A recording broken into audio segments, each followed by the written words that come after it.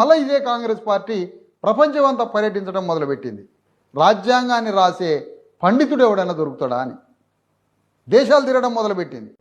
ఎవరి దగ్గరికి పోయినా ఇంత భిన్నమైన ఈ దేశంలో రాజ్యాంగం రాయడం మా వల్ల కాదు అంటే ఒక అనేక దేశాల రాజ్యాంగాలు రాసినటువంటి ఐవర్ జెన్నింగ్ అనేటువంటి ఒక ప్రొఫెసర్ దగ్గరికి పోయారు. ఐవర్ జెన్నింగ్ ఒకటే సింగిల్ మాట ఏంటి అంటే, నేను అనేక దేశాలకి రాజ్యాంగానికి కావలసిన నిపుణత సలహాలు ఇచ్చింది వాస్తవమే, కొన్ని దేశాల రాజ్యాంగం రాయడానికి స్వయంగా పాల్గొన్నది వాస్తవమే, కానీ ప్రపంచంలో ఇన్ని దేశాలకి రాజ్యాంగం రాసే అవకాశం నాకు వచ్చిన దానికి, అనేక దేశాల రాజ్యాంగం రాయడానికి సహకరించడానికి నాకు గురువే డాక్టర్ అంబేద్కర్. ఆ అంబేద్కర్ని మీ దేశంలో వదిలిపెట్టి నా దగ్గరికి ఎందుకు వచ్చారని వచ్చిన వాళ్ళని మెడలు పెట్టి బయటికి వెళ్ళగొట్టాడు ఐవర్ జెన్నింగ్.